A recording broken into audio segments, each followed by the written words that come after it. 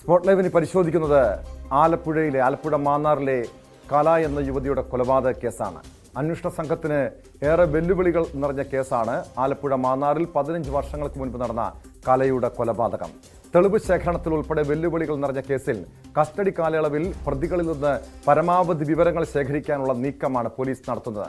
2 ദിവസമായി നടക്കുന്ന ചോദ്യം ചെയ്യലിന്റെ ശൈലിയിൽ മാറ്റം വരുത്തി അന്വേഷണ സംഘത്തെ ചെറു ടീമുകളായി തിരിച്ച് 3 പ്രതികളെയും 3 സ്റ്റേഷനുകളായാണ് ചോദ്യം ചെയ്യൽ നടത്തുന്നത്.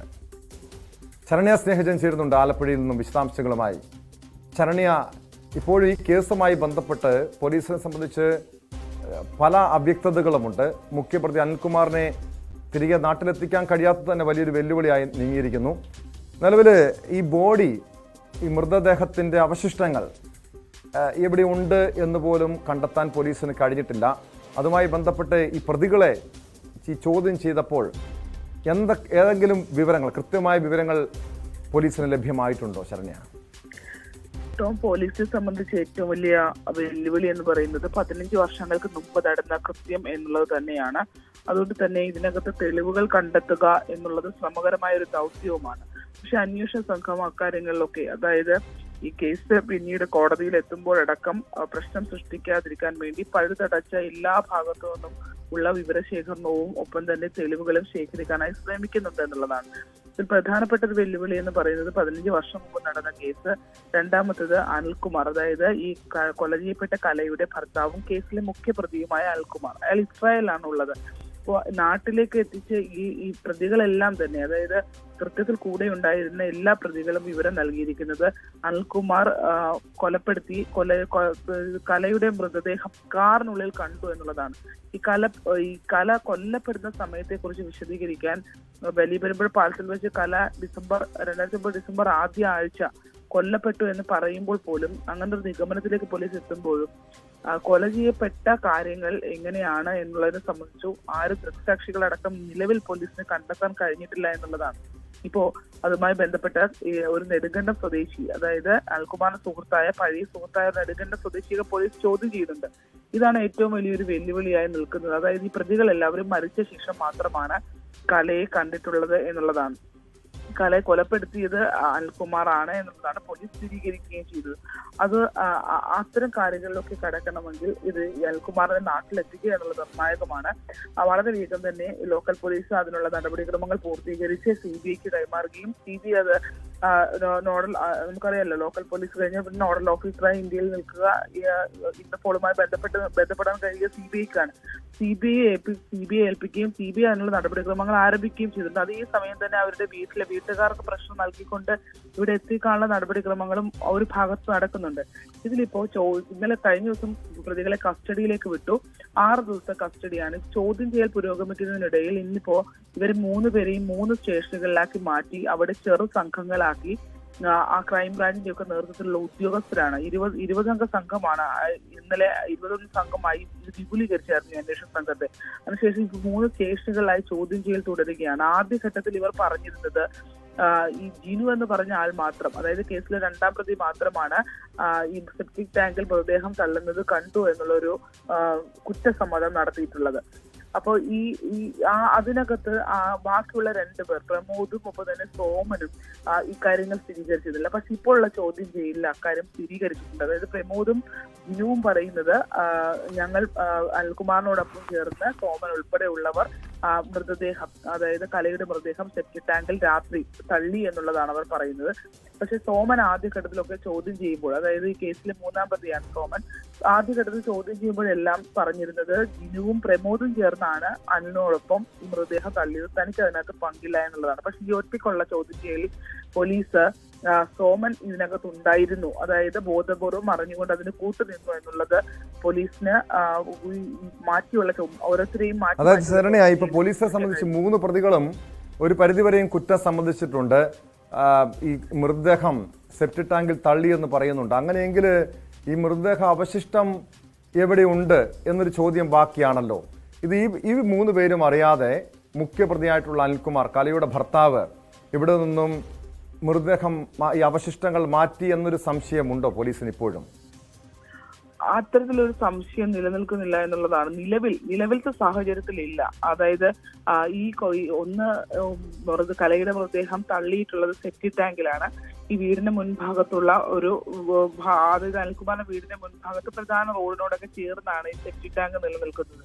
അപ്പൊ അവിടെ നിന്നും ഇത് എടുക്കുക എന്നുള്ളത്, അതായത് നമുക്കറിയാമല്ലോ മാലിന്യം നിറഞ്ഞ സെപ്റ്റി ടാങ്ക് ആണ്. അതുകൊണ്ട് തന്നെ അതിനകത്തുനിന്ന് ഒരു ബോഡി എടുത്ത് മാറ്റി നിസ്സാരമായി കൊണ്ടുപോയി മറ്റൊരിടത്തേക്ക് കൊണ്ടുപോകാൻ ഒരാൾക്ക് ഒറ്റയ്ക്ക് വിചാരിച്ചാൽ നടക്കില്ല എന്നുള്ള നിഗമനത്തിൽ തന്നെയാണ് പോലീസ് മുന്നോട്ട് പോകുന്നത്. കഴിഞ്ഞ ദിവസം നടത്തിയ പരിശോധനയിൽ അതിനകത്ത് നിന്ന് ശരീരത്തിന്റെ അവശിഷ്ടങ്ങൾ, അതായത് എല്ലിന്റെ അവശിഷ്ടങ്ങൾ എന്ന് തോന്നിക്കുന്ന ചില സാധനങ്ങൾ കണ്ടെത്തുകയും ചെയ്തിരുന്നു. അതിനകത്ത് നമുക്കറിയാം ഈ സോമൻ ഉൾപ്പെടെയുള്ള ആളുകൾ, അതായത് മൃതദേഹങ്ങൾ വർഷങ്ങളായി പോലീസിനോടൊപ്പം മൃതദേഹങ്ങൾ ഇതുപോലെയുള്ള സാഹചര്യങ്ങളിലൊക്കെ മൃതദേഹ അവശിഷ്ടങ്ങൾ, അത് നമുക്കറിയാം നരബലി കേസിൽ ഉൾപ്പെടെ എടുത്ത സോമൻ എന്ന് പറഞ്ഞ 174K സോമൻ എന്നറിയപ്പെടുന്ന സോമൻ തന്നെയാണ് ഇത്തവണ ഇവിടെയും ഈ കേസിലും പ്രധാനപ്പെട്ട ഈ കേസിലും മൃതദേഹ അവശിഷ്ടങ്ങൾ തെരഞ്ഞ് ഇവിടെ എത്തിയിരുന്നത്. അദ്ദേഹം പിന്നീട് പ്രതികരിച്ചത് അവിടെ നിന്ന് കണ്ടെത്തിയത് എല്ലിന്റെ കഷ്ണങ്ങൾ തന്നെയാണ് എന്നുള്ളതാണ്. ഒരു ലോക്കറ്റും പിന്നെ ഒരു സ്ത്രീയുടേതെന്ന് തോന്നിക്കുന്ന അടിവസ്ത്രത്തിന്റെ, സ്ത്രീയുടെ എന്ന് പറയാൻ കഴിയില്ല, ഒരു അടിവസ്ത്രത്തിൻ്റെതായിട്ടുള്ള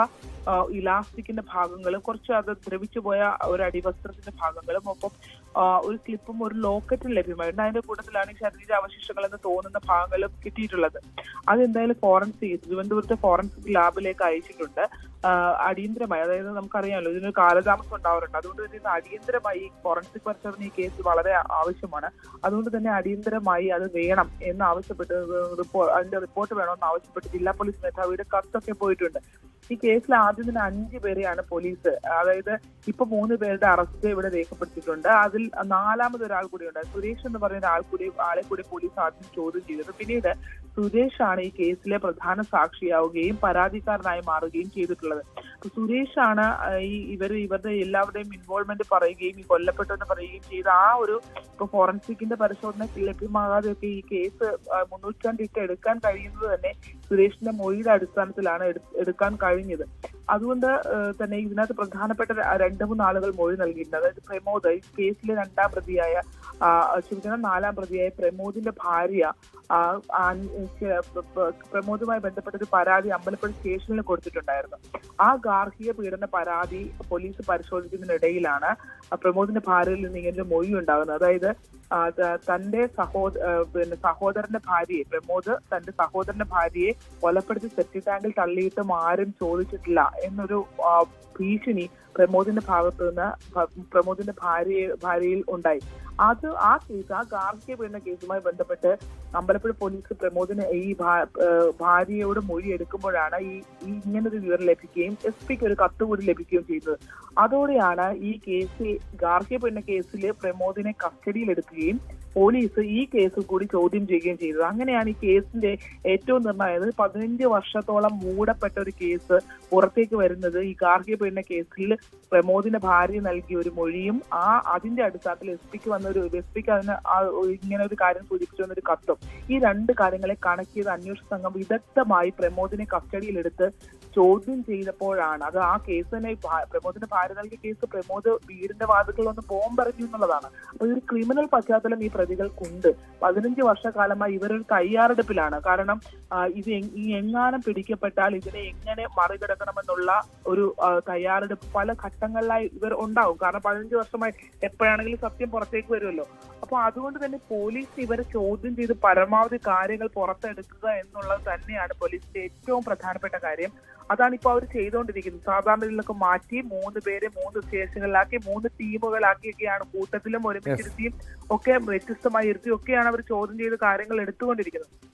എന്തായാലും പോലീസിന്റെ ഒരു പ്രതീക്ഷ എന്ന് പറയുന്നത് ഈ ടാങ്കിൽ നിന്ന് ലഭിച്ച അവശിഷ്ടങ്ങൾ അത് പോസിറ്റീവായി തന്നെ അവർക്ക് അന്വേഷണത്തെ ഗുണകരമായി സഹായിക്കുന്ന രീതിയിൽ അത് ആ അവശിഷ്ടങ്ങൾ ആയിരിക്കും എന്നുള്ള ഒരു പ്രതീക്ഷയാണ് മുന്നോട്ട് പോയിക്കൊണ്ടിരിക്കുന്നത്. എന്തായാലും കൊല്ലപ്പെട്ടു എന്നുള്ള കാര്യം പോലീസ് സ്ഥിരീകരിക്കുന്നുണ്ട്.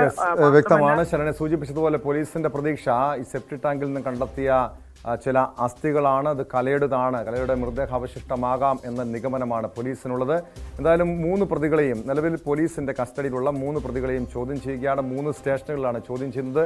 ഇവരുടെ മൊഴികളിൽ പൊരുത്തക്കേടുണ്ട് എന്ന് തന്നെയാണ് തുടക്കം മുതൽ പോലീസ് പറഞ്ഞത്. പക്ഷേ ഇക്കാര്യത്തിൽ ഇവർ ഏകദേശ ധാരണയിലേക്ക് വന്നിരിക്കുന്നു. അതായത് 3 പേരും ഈ കുറ്റം സമ്മതിച്ചിരിക്കുന്നു. ഇനി മുഖ്യപ്രതി അനിൽകുമാറിനെ നാട്ടിലെത്തിച്ചാൽ ഇതുമായി ബന്ധപ്പെട്ട കലയുടെ കൊലപാതകവുമായി ബന്ധപ്പെട്ട വ്യക്തത ഉണ്ടാകുമെന്ന് തന്നെയാണ് പോലീസ് കണക്കാക്കുന്നത്. സ്പോട്ട് ലൈവിലേക്ക് മടങ്ങിയെത്താം ഇടവേളയ്ക്ക് ശേഷം.